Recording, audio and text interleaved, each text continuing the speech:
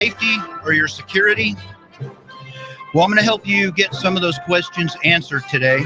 This is the Patriot Prepper Show, sponsored by P5 Preparedness, and we're going to talk about the things to help you get prepared. This show airs every Thursday from 11 to noon right here on AM 1240 Hot News Talk Radio, and we're on the TuneIn app, and you can get that on your smartphone, the iPad, or also your computer. I'm Duke Nukem. I'm your host. First and foremost, I am a patriot. So what's that mean to me? That means that I'm out there fighting for our constitutional rights. I've been kind of sitting on the sidelines a little bit with that. The last few years, I've been getting very frustrated with what's going on in Washington, what's going on in Nashville in the state capitol. You know, I just can't sit back anymore. So I've started looking for ways that I can get the word out, that I can find people that are like me, that are pissed off and want to do something about it. So I am a business owner. I own P5 Preparedness. I've been able to talk to a lot of different people that come into the store, and they feel the same way that I do about what's going on in this nation. And I think a lot of us are just sitting back waiting for somebody else to do something. So, you know, I'm just sick of sitting back. So that's why I am a patriot, but I'm also a prepper. And that's the purpose of this show. It's to talk about preparedness, to getting ready, to get ready for disasters, for emergencies, for what I see coming in the near future. That could be next year, it could be 5, 10 years. Heck, I don't know. I don't have a crystal ball, but I see things that are going on in Washington that I don't like. I see things that are happening in our community that I don't like. So I want to help you get ready. That's what I'm doing. I'm taking care of my family. I'm taking care of my family, my prepper group. The prepper group is some of my friends. It's not all my friends. I have really good friends that don't understand it. They want to put their head in the sand. They don't want to face what I think are coming realities. Some of those friends, if they're in my group, my prepper group, if they've helped me prepare, they're going to come in the front door. If they're other friends, if they're the ones that I try to talk to about preparedness and they say, hey, I'm coming to your house. Well, no, you're not. You're not getting in if you come to my house. So we're going to talk about some of those things with our friends, how we handle those kind of things. Because you know what? First of all, I am going to be selfish, like I said, and I don't care. I'm not going to feel guilty because I don't let you in the door or that you don't help yourself. I'm just an average white guy, and I no longer feel social guilt. I'm not going to just deal with the social norms and the things that we say are politically incorrect. So you can either get prepared for what comes your way, or you can die waiting for somebody else. Maybe it's the government. You can wait for the government to help you. Just like those folks in New Orleans with Katrina, or up in New York, New Jersey with Hurricane Sandy. So what are we going to talk about today? One of the things I'm going to spend some time talking about is the name that a lot of preppers, a lot of people think, and that's being a conspiracy theorist. So I want to give you a little bit of background on that. And that's going to lead into the way that I kind of look at the world, how I can read a news story and get something out of it that's completely different from other people. So we're going to talk about some of the dangers and the things that I see coming in 2016. May not just be 2016. It may be longer. Hey, nothing may happen in 2016. I don't know. I don't have inside information. Like I said, I just see things that are going on, and I read the news a little bit differently. So we're going to talk about some of those things that I think could be happening in the near future. Could be 2016, could be beyond that.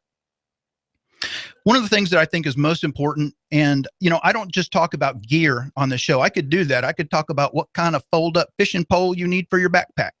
You know, that's important. That's an important thing to have. It's an important skill to have. But I think from a preparedness standpoint, most people are lacking the right mindset, and you have to get your mind ready. But not only your mind, the mind is the key, because that determines everything else that you're going to do. It's going to decide or determine whether you get yourself off the couch and put down the remote control and you start picking up some weights and you start working out. That's going to decide if you're going to be strong enough to lead your family in a constructive way into preparing for what could possibly be coming. It was just a couple weeks ago on this program that I talked about the bad weather that was coming. And I mentioned that in this time of the year, this is another active time for tornadoes. We've been very fortunate that we haven't had those tornadoes in the greater Chattanooga area, but there are a lot of people that lost their lives because maybe they weren't paying attention. Maybe they were just in the wrong place at the wrong time. Maybe they didn't have a shelter and they didn't need how to seek shelter. Well, that's what this show's about. It's about learning what those threats are. It's about dealing with it. One of the things with your mindset is that you're going to have to deal with things that are just maybe unspeakable. You may have to treat somebody's broken leg, or they may need stitches, but you don't have access to a hospital. You can't get out of your house or your area. And so you have to treat them. And so are you prepared mentally to do that? So we're going to talk about how you prepare your mind, how you prepare your body. We're going to talk about some of the gear that you're going to need. I always love talking about gear. And that's really how I got into the radio business, was through P5 Preparedness. That's the sponsor of the show. You can learn more about what P5 Preparedness does at the website, p5preparedness.com. You can follow us on Facebook. That's the best place to learn about really what we do with the classes that we have going on.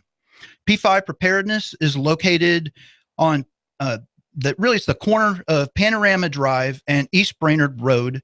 It's between Gun Barrel and the interstate, I-75 exit 3. As you're coming up the hill from the interstate, you'll see the Army truck on the right-hand side, and just pull on in there. We're located, the actual address is 1309 Panorama Drive. The phone number is 423-602-2175, 423-602-2175. And we're there Monday through Saturday from 10 a.m. to 7 p.m. And in an emergency, one of the things that is most critical is getting information. You have to know what's going on. There are things that you can learn, there are things that you can do, but there's probably nothing more important than being able to both send information to others and receive information. The most effective way to do that is by using a ham radio, but you have to have a license to do that. And January 12th, we're having a radio class on that. And for $85, you can come, you can take a class where we teach you how to use the ham radio. We give you the book for ahead of time so you can study to take the test. The 5-hour class is it's more than just how to use the radio. It's learning the information that you need to take the test, to pass the test, to get your license. And you can take that exam right there to get your ham radio certification the same day. So that's just one of the classes that we have. They're very important. And what's the date on that? Is it the 9th or the 16th? I'm sorry. It's the second Saturday in January. Okay, it'd be the 9th. The 9th. My bad. I'm sorry. Nonetheless, I had the date wrong. The ham radio is critical. You got to get the right information. Thank you for correcting me on that date. And the ham radio is very important. It's not just so you can talk. Talking is important, but it's listening. Listening is very important for getting the information that you need. There are ham radio operators in your area. You can pretty much always tune in to the key frequencies to hear what's going on around you. You can use that to pass messages back and forth. Duke, we just had from Twitter, and it's one of our younger listeners said, what exactly is a ham radio? Kind of explain to them what a ham radio is, because they may not know. Sure. Ham radio is a way that you can communicate in either short distances from 2 to 3 miles. You can have a walkie-talkie, a handheld radio, or you can have a vehicle-mounted radio, or you can have one on the desk in your home. And depending on your license classification, you can communicate legally with an FCC radio license, and you can communicate with other people. It's an amateur radio band. It's not for commercial use, but it will allow you to talk great distances. There are experienced ham operators that can literally talk halfway around the world. 12,000 miles by bouncing their radio signals off the upper atmosphere. You don't just need a small antenna to do that. But ham radio is very effective. And as I was saying, you can get a lot of good information on that. So one of the things I want to get into, I talked a little bit, or mentioned it, the conspiracy theories. And that's one thing I hear a lot. And, you know, I do a lot of research when I look into these topics. And when I hear, if you go back to 9/11, 2001, when the Twin Towers came down, you know, I heard a lot of speculation about, oh, well, that was an inside job.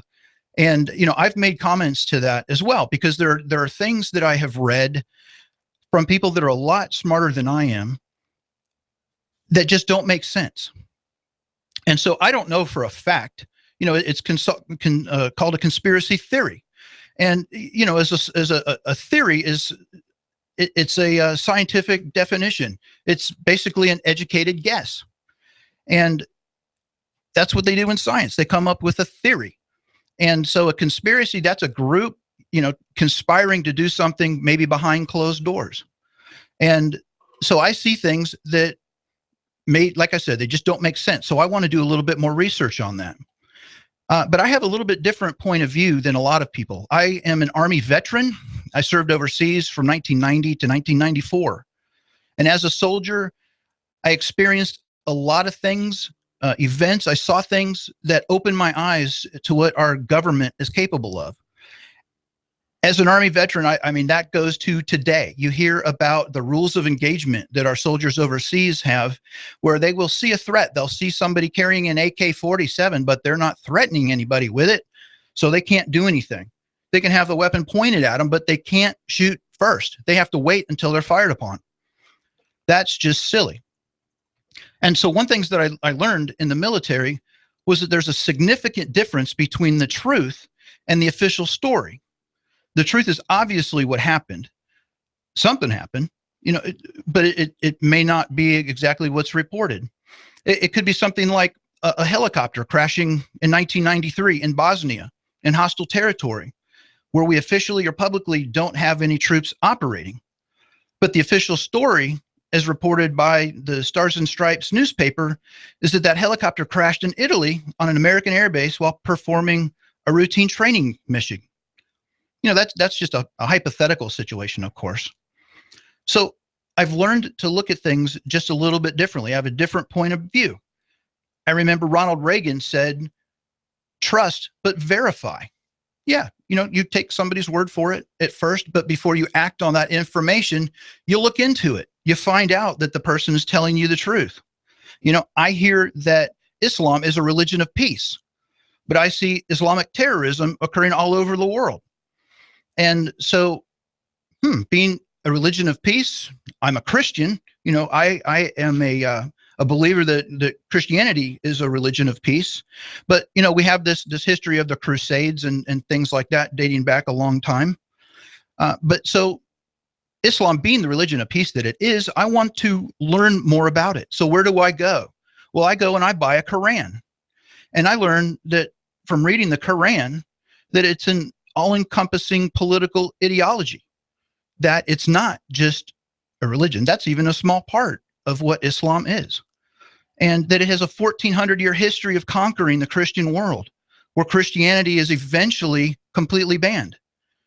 I looked into the Islamic Center of Greater Chattanooga, and I found documents that link them to the Muslim Brotherhood, which is a terrorist organization.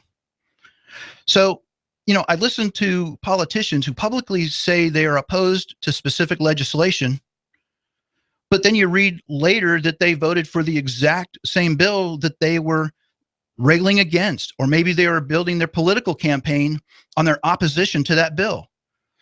And they do these crazy things that just screw us, a lot of times early in their campaigns. And then so when it comes time for the new election, they'll talk about the bridge that they financed or something small that they can really hang their hat on and say, you know, hey, look, I did this for the local community. So, you know, when it comes to being a conspiracy theorist, I just see things differently. I see the possibilities of what can go on. I look at evidence and I fill in the gaps based on experience and research. And if I determine that what I see is coming up is plausible, it could happen, I want to assess the risk of that and decide if it's something I need to prepare for. You know, you may have. I have a question for you from Facebook. Sure. And they said, when do you stop being a conspiracy theorist? What do you know to believe and not to believe? How do you determine that it could be a conspiracy or maybe it's actually the truth? To me, I think it's common sense. Not everybody has common sense. You look at aliens, for instance. You know, I can't do anything about aliens, and I'm talking about the space kind, not the illegal kind. I can't do anything about space aliens. I can't do anything about Bigfoot. I could care less. You know, those aren't the things that could affect my life.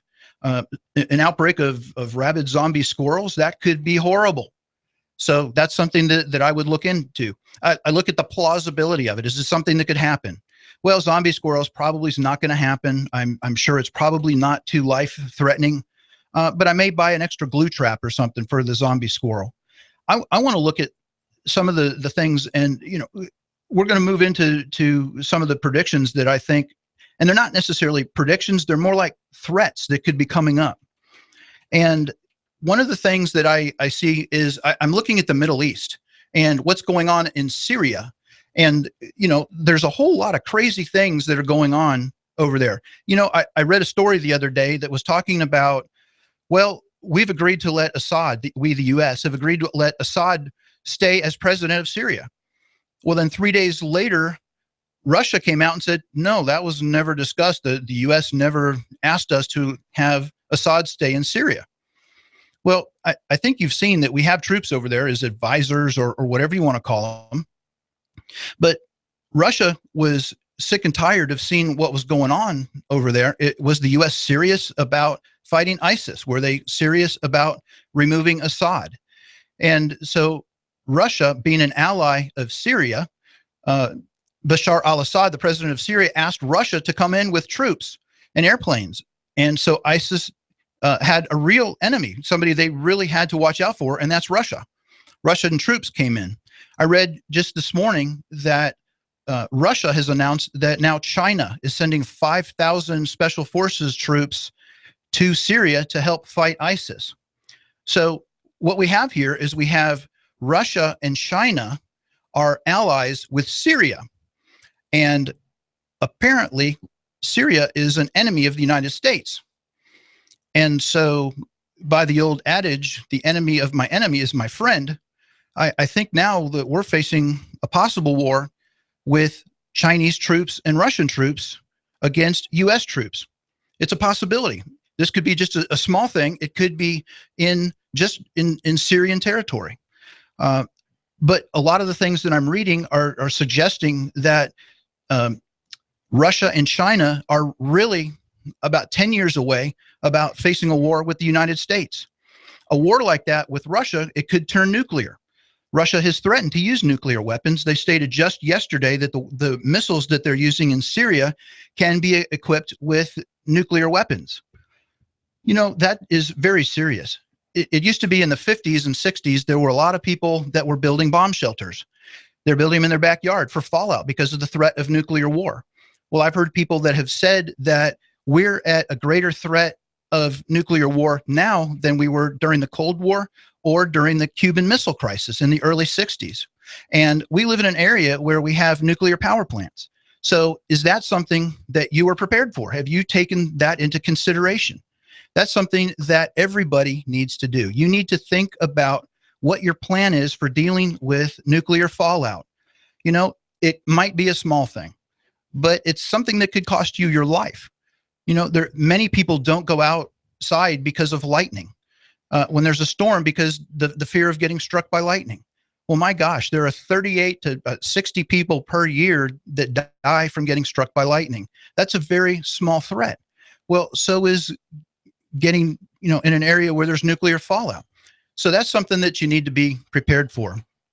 So we're going to talk about similar things. We're going to talk about some of the other things I see coming up in the after the commercial break. And again, this show is sponsored by P5 Preparedness. It's located on East Brainerd Road between I-75 and Gun Barrel. This is Hot News Talk Radio, AM 1240.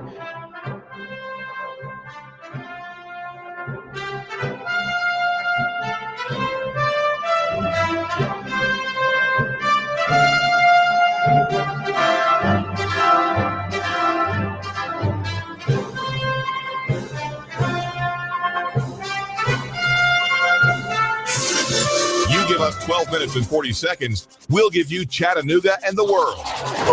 News Talk 1240. Expect a cloudy and damp start to your Wednesday with some morning showers passing through. By the afternoon, though, a little drier, highs upper 50s. Tonight, lows into the lower to middle 40s. For Thursday, some clouds but dry, highs near 54, with dry and chilly weather returning for New Year's Day. Celebrate the new year with Dixieland Fireworks, locally owned with the largest selection around. A Black Cat dealer with the lowest prices in Dixie. Dixieland Fireworks, open daily off I-75 on Ringgold Road, East Ridge. And I'm Storm Team 12 Chief Meteorologist Patrick Core. On AM 1240, Hot News Talk Radio. You give us 12 minutes and 40 seconds, we'll give you Chattanooga and the world. News Talk 1240.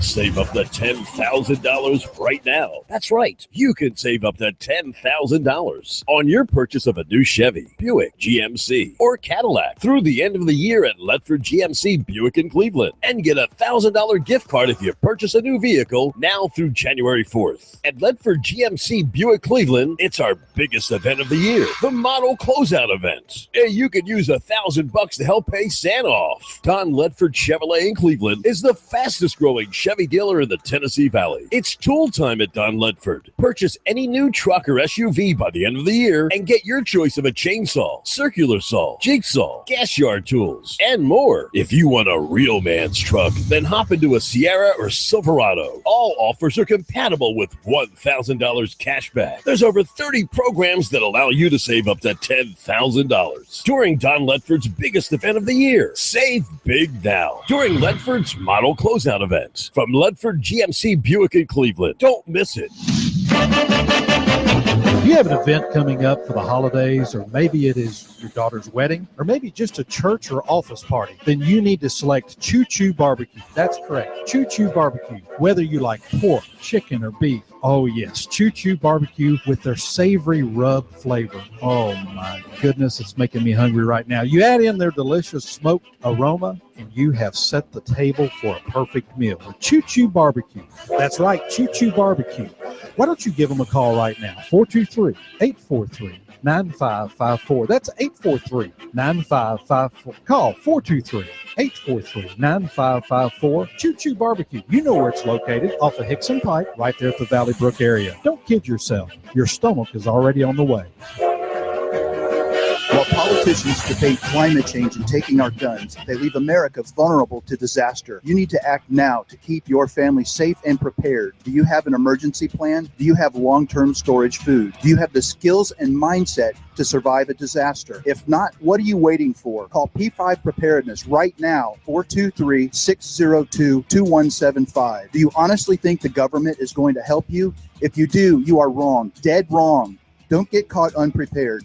Let the experts at P5 Preparedness get you ready for any emergency or disaster situation. Today, we offer a wide range of classes for the beginner on how to prepare, as well as the expert prepper. We stock a wide range of supplies, including long-term storage food, water filtration, outdoor gear, tactical gear, and plate carriers. P5 Preparedness, East Brainerd Road between I-75 and Gun Barrel Road. You will see the Army Deuce and a Half truck, 423-602-2175, 1309 Panorama Drive, Chattanooga. P5preparedness.com.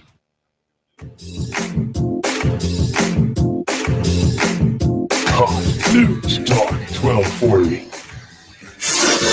You give us 12 minutes and 40 seconds, we'll give you Chattanooga and the world. Hot News Talk 1240. This is Hot News Talk Radio. I'm Russell Stroud, the news director. Here's what's happening. There was a wreck on 153 this morning. 2 EMS vehicles have responded, and there was one fire truck which also responded. We're trying to get more details on what exactly happened. There appears to have been a vehicle wreck with one injury so far reported. We'll keep you updated on any more details we get out of that. The 3 Ottawa High basketball players have been charged with aggravated rape and aggravated assault now in a hazing incident of a teammate. The 3 juveniles are being held in a juvenile facility in Gatlinburg, where the alleged incident is said to have taken place, and they will not be returning to school. Apparently, they have been expelled. One family member said that he was not given a proper exam and collapsed the following day. Once he was collapsed, he was taken by an ambulance to the University of Tennessee Medical Center in Knoxville. He had to undergo emergency surgery as his colon and bladder were ruptured. He is still in the hospital recovering at this time, and that's a family member referring to the victim. We'll bring you more updates on that. This is Hot News Talk Radio AM 1240 and hotnewstalkradio.com. You give us 12 minutes and 40 seconds, we'll give you Chattanooga and the world. News Talk 1240.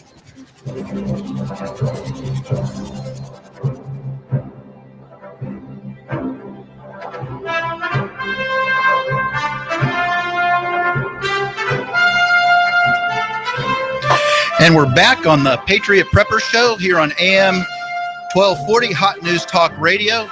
In the first segment, we talked a little bit about being a conspiracy theorist and why I am a conspiracy theorist. We talked about some of the things that we see coming up in 2016. And if you're interested in a repeat of the show, you can check us out on YouTube. You just go to YouTube, you do a search for Hot News Talk Radio, and then you click on the videos section, and then you'll see what we've talked about today. We usually break it into 2 sections, so that way you can get the first part of the show and then the second part of the show. We started talking briefly about what I saw coming ahead in 2016. It could be later than that. I talked a little bit about what was going on overseas in Syria. The world stage is very unstable. We don't know who our friends are. We don't know who our enemies are. It seems like everybody is our enemy because we're pissing everybody off. You know, we were not invited into Syria. Russia and China have been invited into Syria. And so if we've not been invited and we're there, we have invaded, and that's war. And I don't remember a declaration of war through our Congress. It's just a mess. We've got to get out of those foreign entanglements. So I want to talk a little bit about what's going to happen on the home front in the coming year. One of the things that I tell people when they look at preparedness is you have to be financially prepared. And when you have a stock market that is fluctuating as it has, it's gone up. I think that by the end of the day, it may actually finish the year in the red, which is another flat year. We've got Janet Yellen and the Fed that is monkeying around with interest rates. They're trying to help the economy, but they don't know what they're doing. I always tell people to invest in commodities. And from a preparedness standpoint, commodities are often things like guns, black guns, the AR-15, very popular, pistols. You can buy ammunition. You can buy long-term storage food. Food is something that lasts for 25 years if you get the right stuff.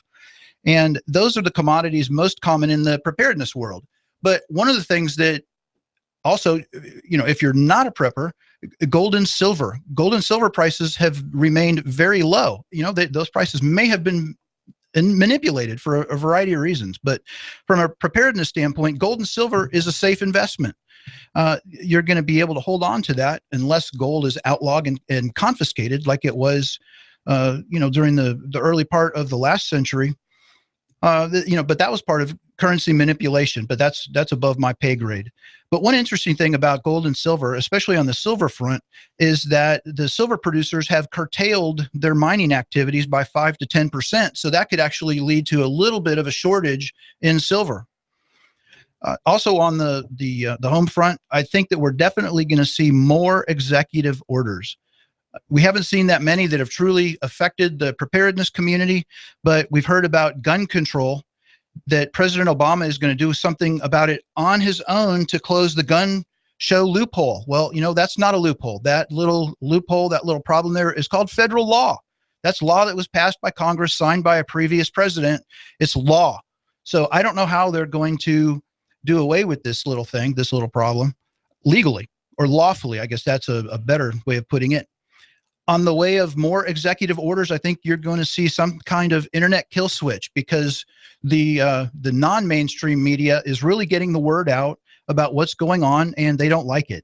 You're going to see more cyber spying. I think part of the omnibus spending bill was just something that basically legalized government spying on everybody. Duke from Periscope, they want to know what the internet kill switch, what is that? That's kind of the way I guess I would explain it. It's just a big red button in Obama's Oval Office that when he's tired of the internet working, he just hits that button and internet traffic stops. We can't go to our favorite websites. We can't go to Drudge Report, or we can't go to KimKardashian.com or whatever. We can't follow anything that's going on the web. They don't like what we're saying, so they're going to shut us down. If you look at Twitter would be gone. Facebook would be gone. A lot of people can't live without those kind of things. You're going to go through some serious withdrawal. So that's just something that is floating around out there. Net neutrality, that could be coming back. That's where they want equal time on the airwaves for radio, so that way the Democrats get equal time with the Republicans.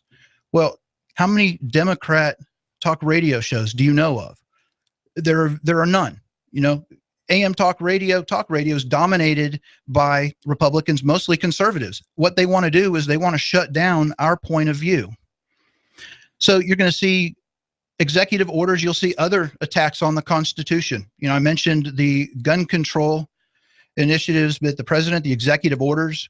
From a jobs standpoint, this economy is not good, despite what the government numbers tell us. There are 94 million able-bodied American men and women that are not in the workforce. They should be in the workforce, but there are no jobs. Well, the job sector is going to get even worse because I think we're going to see a lot of mass layoffs in the manufacturing sector. We don't build that much stuff in America anymore, but what we are going to be building, we're going to need less of. There could even be a stock market crash. That's something that's been mentioned several times. One thing that I think people need to be aware of is that if the stock market crash is significant, the banks are going to be closed due to a banking holiday. There are really only a handful of large banks that really run everything. And if Wall Street is shut down because of a bank holiday, that means the banks are shut down. And there's a lot of behind the scenes data that's transferred back and forth between banks and Wall Street. And if Wall Street is not trading, then the banks, they're not going to release money. It may be your money, but you don't have it, do you? It's in the bank. If all your transactions are done electronically through the ATM machine, or you pay your bills online through a bank transfer, that stops. You don't get to do a lot of that anymore. Or if you do, you can do the electronic stuff online, but you can't do it with cash. So, there's a reason right there. Put some cash back. You have to be able to pay some bills, especially food. You have to buy, maybe water if you don't have a good supply of water, but you got to have that cash on hand. One thing I was watching, it's bowl season. Eric and I talked about the bowls that were going on a little bit earlier today. And I noticed that there's an Army commercial that's running. And, it's very patriotic. It tells about the good stuff that the Army's doing. But if you catch it at the 10-second mark, you're going to see about 15 or 20 soldiers in riot gear. They've got the big riot shields. They've got the Army helmets with the clear face shields on it. That's not something that our active duty soldiers do overseas. They're in combat. They do patrols on the streets. They're not there to quell rioting. The rioting that they're preparing for is in this country. That's not the job of the Army. That might be National Guard, but that's not active duty Army. And on top of that, and literally on top of that, while they're showing the clip of the riot military training, it says preparing for any eventuality. Well, eventuality basically means that it's something that they think is going to happen. It's going to happen eventually, but it's not so much something 20 or 30 years down the road. The military doesn't have the money to waste on training that they don't intend to use. So I don't know where that's going to happen, but it could happen here. That's something that we need to be aware of. So it could be a mess. We could be looking at, hey, why is the military preparing for that? Why is the government preparing for that? It could be for civil unrest and rioting that's here at home. Maybe it's that they want to try out some martial law type stuff just in small communities. They like to practice this stuff. So keep your eye out.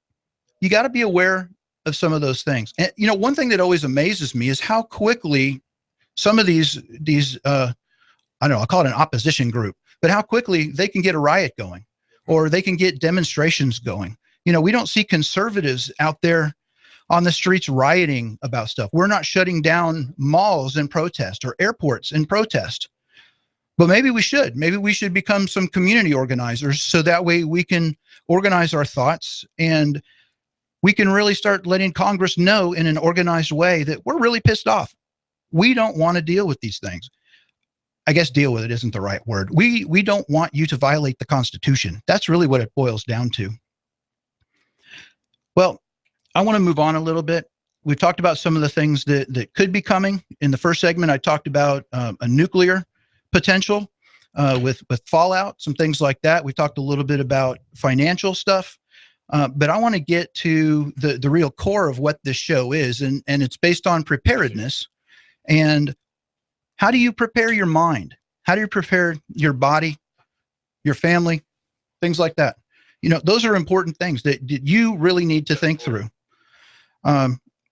So the first thing that you do when you're preparing your mind is you look exactly at the potentials there. If you live in hurricane country, chances are that you have storm shutters. Chances are that you have certain limits to what you're going to take, what you're going to be able to absorb in a sense. If it's a Category 1 storm and you live on the beach in Fort Lauderdale, well, hey, a Category 1, that's not too bad. If it's a Category 3, my gosh, you may have to leave. And so you may have a backup plan that, okay, so if it's only going to be a Category 1, I'm putting the shutters up, but I may go ahead and make a hotel reservation 100 miles away in case I do have to evacuate, in case I do have to bug out. So those are the plans. Those are the kind of things that you think through. And so have you ever given thought to what if there's a power outage that lasts for 2 or 3 days? And most of the time when the power goes out, you have no idea how long the power is going to go out. You may be able to call, your power provider and they'll give you an estimate. They can tell you, well, we have 15,000 people without power and we estimate 8 hours before power will be back on. And then a lot of times it's back on in 5 hours or something like that. But what if you called that number and they didn't answer and you had no idea how long the power was going to go out? And so you waited 24 hours and the power's not back on and you haven't heard why it's out and you haven't heard when it's coming back on.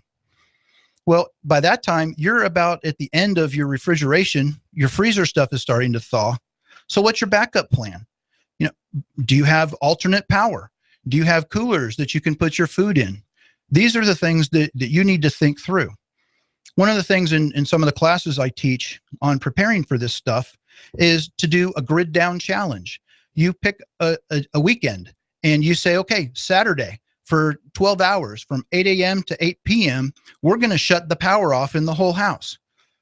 I would suggest leaving the refrigerator on so that way you don't risk losing your food.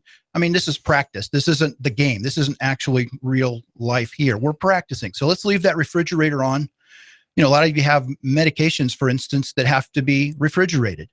Have you thought about what you're going to do if your power is gone for 5 days, 7 days? Is your medication going to last that long? Well, you need to think about that and realize that, they have small refrigeration units that run on 12 volts. They run on from the lighter socket in your car. So what you do is you take that grid down challenge, that 12 hours, and you practice.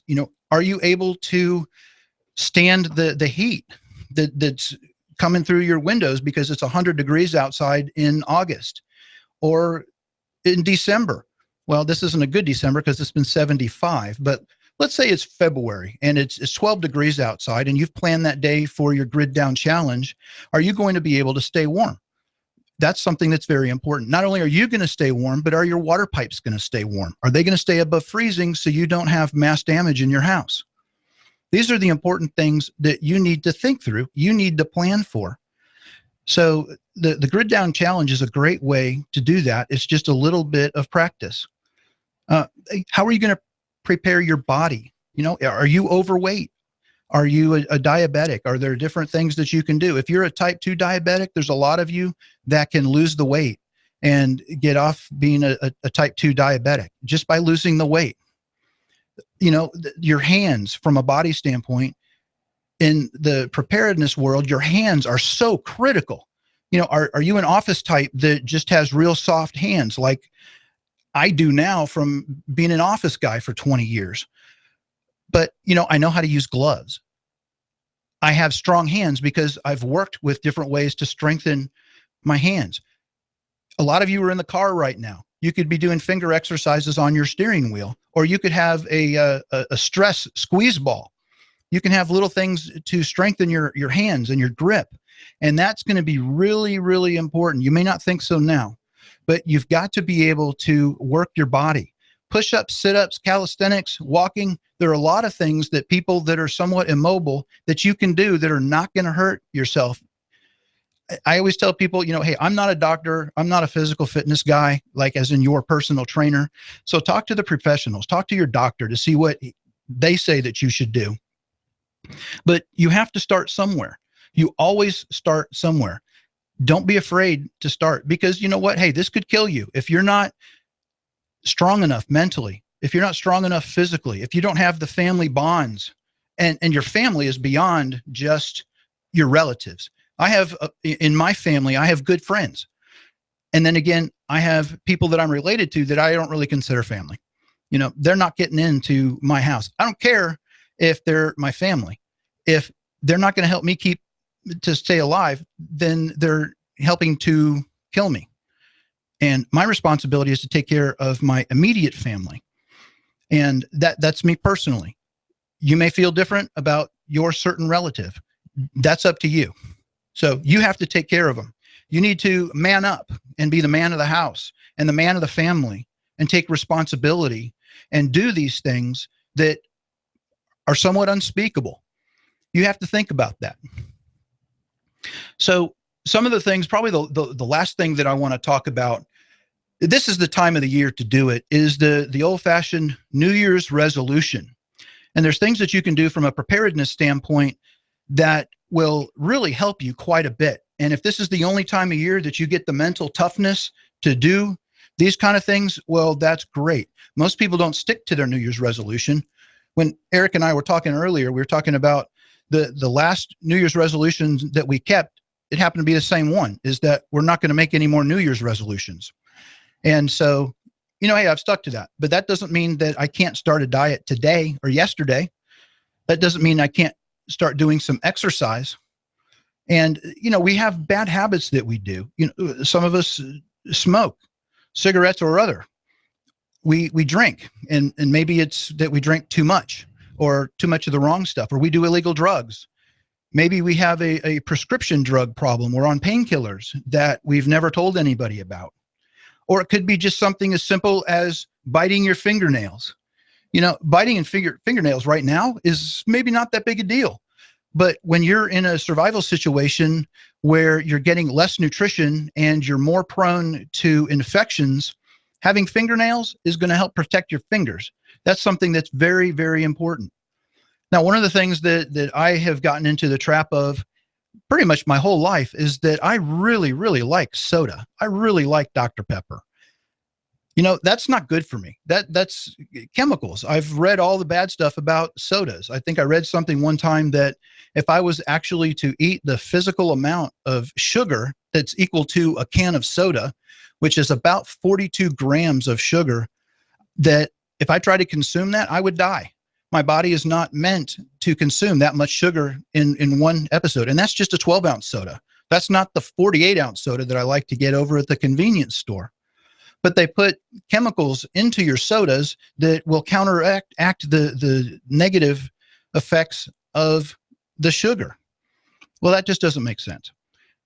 So figure out why you're drinking the soda. Is it for the caffeine? Well, they have caffeine pills that you can take. That's just the caffeine, but it doesn't have all the other junk that's in it. If it's the carbonation that you like, then you can buy carbonated water. They have it. They sell it as tonic water. You can get fancy and you can drink Perrier. I do drink Perrier sometimes. It's French. I typically don't like French things unless it's French fries, French toast, French bread. That's about it. Although I do like my croissant sandwiches every now and then in the morning. But, hey, that fast food stuff, that's something else to give up.